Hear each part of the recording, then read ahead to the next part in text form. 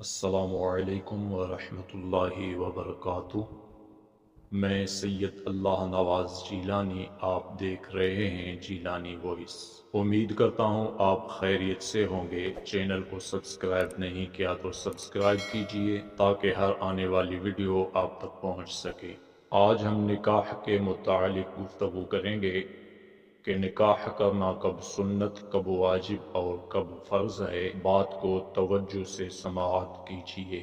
کب نکاح کرنا سنت ہے؟ اعتدال کی حالت میں، یعنی نہ شہوت کا بہت زیادہ غلبہ ہو، نہ عنین یعنی نہ مرد ہو، اور مہر و نفقہ پر قدرت بھی ہو، تو نکاح سنت مؤکدہ ہے کہ نکاح نہ کرنے پر اڑا رہنا گناہ ہے، اور اگر حرام سے بچنا یا اتباع سنت و تعمیل حکم یا اولاد حاصل ہونا مقصود ہے تو ثواب بھی پائے گا، اور اگر محض لذت یا شہوت کو پورا کرنا منظور ہو تو ثواب نہیں۔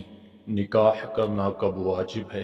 شہوت کا غلبہ ہے کہ نکاح نہ کرے تو معاذ اللہ اندیشہ زنا ہے، اور مہر و نفقہ کی قدرت رکھتا ہو تو نکاح واجب یوں ہی، جبکہ اجنبی عورت کی طرف نگاہ اٹھنے سے روک نہیں سکتا، یا معاذ اللہ ہاتھ سے کام لینا پڑے گا تو نکاح واجب ہے۔